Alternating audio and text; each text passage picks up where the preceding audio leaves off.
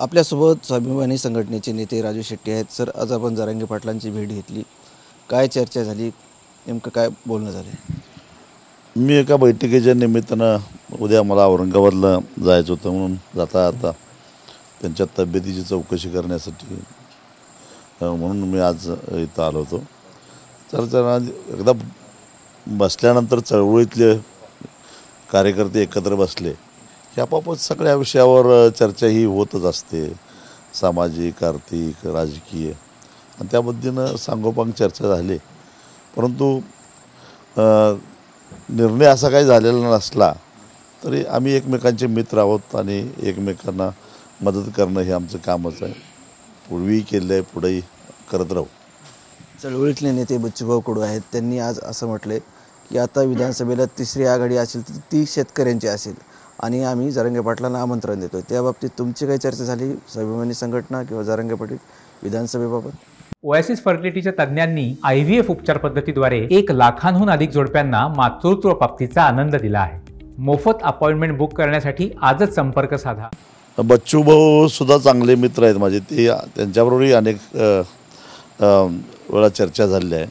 एक चर्चा अशी चालू आहे, कारण तिसरी आघाडी असं आम्ही त्याला म्हणत नाही. तिसरी का म्हणायची, पहिली का असू नये, पण जे काय होईल ते आम्ही सगळ्यांना बरोबर घेऊन करणार आहोत.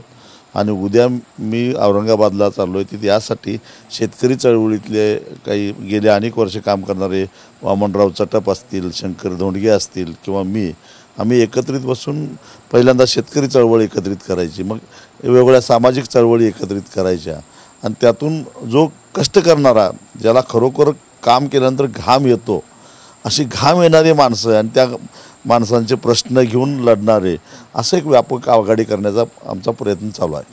सरकार विरोधात बच्चूभाऊंचा राग आहे, तुमचा राग आहे, जरांगे पाटलांचा राग आहे आरक्षणाबाबत. हे राग विधानसभेला बाहेर पडणार, तुम्ही एकत्र येणार?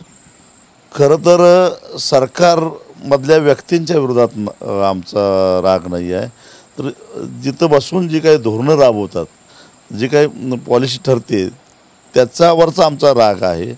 आमचं कोणाचं व्यक्तिगत भांडण कोणाबरोबरच नाही आहे आणि तो राग आता व्यक्त होईलच आणि ह्या येत्या विधानसभेमध्ये कदाचित ते दिसून येईल. नक्कीच हे होते राजू शेट्टी, आणि या विधानसभेला जो आमच्या मनात राग आहे, खदखद आहे, ते व्यक्त होईल असं त्यांचं म्हणणं आहे. कॅमेरामन अमित आढेसह संजय सर्वोदय TV9 मराठी, आंतरवाली, सराटी, जालना.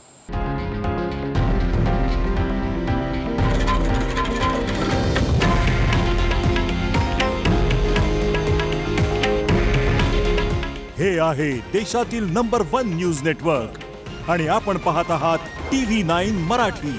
काळजी तुमची, हित महाराष्ट्राचं.